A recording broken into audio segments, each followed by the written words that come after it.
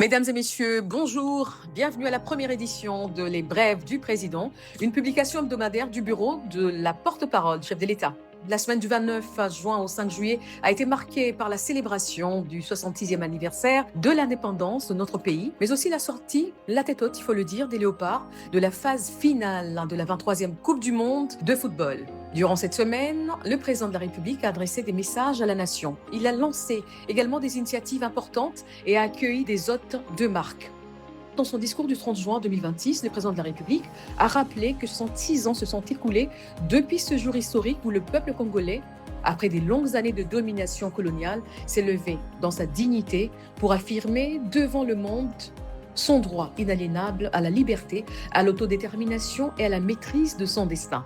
Le 30 juin n'est pas une simple date de notre calendrier républicain, il est à la fois une mémoire, une promesse, mais surtout une responsabilité, a dit le président de la République.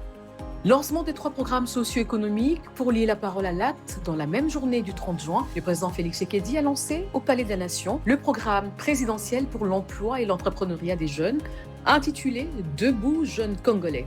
Ce programme est une des recommandations faites en novembre 2025 lors de la table ronde nationale sur l'emploi et l'entrepreneuriat des jeunes. Il s'articule autour des 3 principaux axes, la formation professionnelle, le développement de l'entrepreneuriat et l'accès à l'emploi et à l'égalité des chances. Alors après le Palais de la Nation, le président est descendu sur terrain. Il a relancé le trafic ferroviaire à Kinshasa en effectuant un trajet inaugural reliant la gare centrale à l'aéroport de Njili. Une relance qui intervient, il faut le dire, après 15 ans d'inactivité de ce réseau. La ligne gare centrale-aéroport est longue de 25 km et il faut relever que le train urbain comme moyen de mobilité de masse permettra en tout cas de réduire sensiblement les embouteillages dans la capitale. Enfin, le chef de l'État a assisté à la réception d'un Boeing Dreamliner 787-800 de la compagnie nationale Air Congo à l'aéroport international de Njili. Ce nouvel appareil est donc destiné à desservir entre autres la ligne Kinshasa-Bruxelles dans le cadre du partenariat qui lie Air Congo à Ethiopian Airlines. C'est le 6e aéronef, faut le dire, que la compagnie vient d'acquérir pour renforcer sa flotte.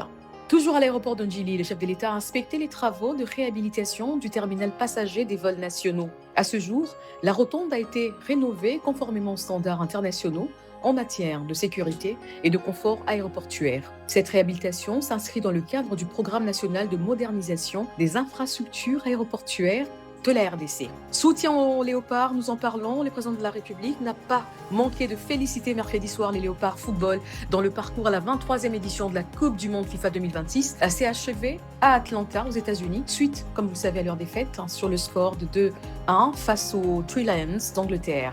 Après avoir rendu hommage aux fauves congolais qu'il avait invités la veille à faire preuve de discipline, de courage et d'intelligence, le président Tshisekedi a exhorté tous les Congolais, où qu'ils soient, à être fiers de leur 11 nationales qui ont porté haut l'étendard du pays. Activité diplomatique à présent. Première activité, visite du président sud-africain. Jeudi 2 juillet 2026, le président de la République, Félix-Antoine Tshisekedi, a reçu son homologue sud-africain, Cyril Ramaphosa. Les 2 chefs d'État ont lancé un appel à une riposte africaine coordonnée et solidaire face à l'épidémie d'Ebola.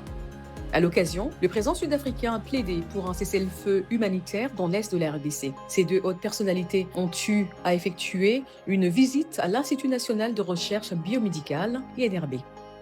Deuxième activité diplomatique, accueil d'un émissaire du président tchadien. Le président de la République a été invité à participer au Forum africain sur l'eau et l'énergie du 15 au 16 juillet 2026 à N'Djamena au Tchad, co-organisé par la République du Tchad et le groupe de la Banque mondiale. Le chef de l'État a reçu son invitation le jeudi 2 juillet à la Cité de l'Union africaine des mains du ministre tchadien de l'eau et de l'énergie, Passalé Kanabé Marcelin, porteur d'un message du président du Tchad, Mahamat Idriss Déby Itno. Enfin, visite de travail à Brazzaville, les questions d'intérêt commun et l'état de coopération bilatérale entre la RDC et la République du Congo étaient au cœur des échanges à Brazzaville le vendredi 3 juillet entre le président Tshisekedi et le président Sassou. Le chef de l'État s'y est rendu pour quelques heures dans le cadre des consultations politiques permanentes avec son homologue qui n'a pas manqué de réaffirmer sa solidarité avec la RDC dans la riposte contre la maladie à virus Ebola, tout en saluant le leadership du président Tshisekedi dans la gestion de cette crise sanitaire. Alors on se dit à la prochaine. Merci de nous avoir suivis.